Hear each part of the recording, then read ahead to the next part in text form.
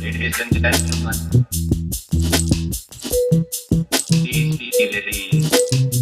Something's out there in space that regulations don't cover. So in this sequence, we're here to talk about mainstreaming and its value to the ecosystem services approach. So what is mainstreaming? And that is really not a simple question, in fact.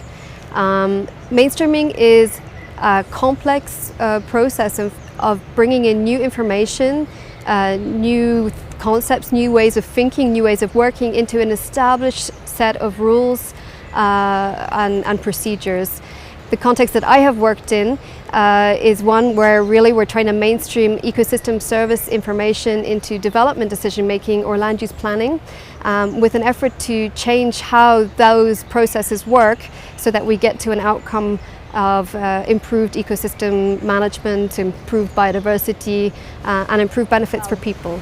So I think it's important to start with a good understanding of governance, because we are really talking about decision making here, and governance is just that. It's a set of rules and a way of rule making that we as a group of people go through to set the rules for society and make decisions for what we want to see happen.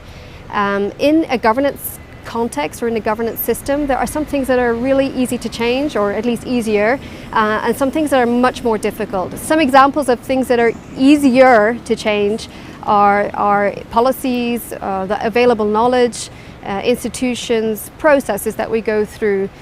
Some examples of things that are harder to change are cultural norms, the values of society itself, the political processes, or just the power play that's going on.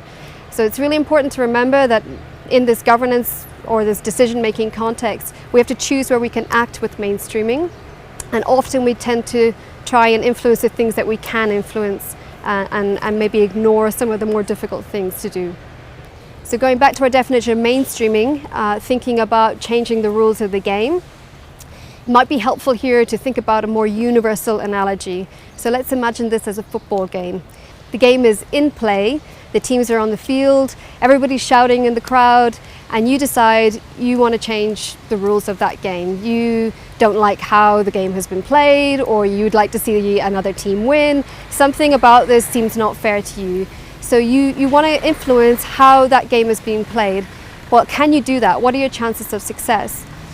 You can try and change the rule book and bring that to the game and say, here you go, a new set of rules to go by.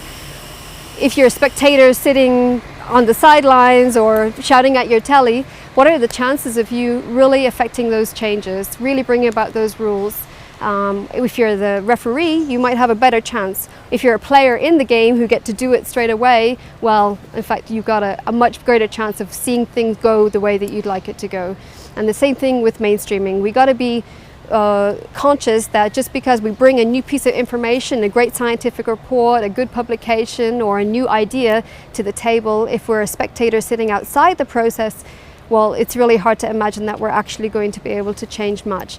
If, on the other hand, you're part of the process, you get engaged in that messy context of politics, rule setting, changing the social norms, then your chances of bringing your vision the chances of you bringing your vision into play are much greater. So in the sequences to come, we're going to be exploring some examples of how mainstreaming works in practice. How are people in the international sector, in governments, in private sector are going about changing the rules of the game.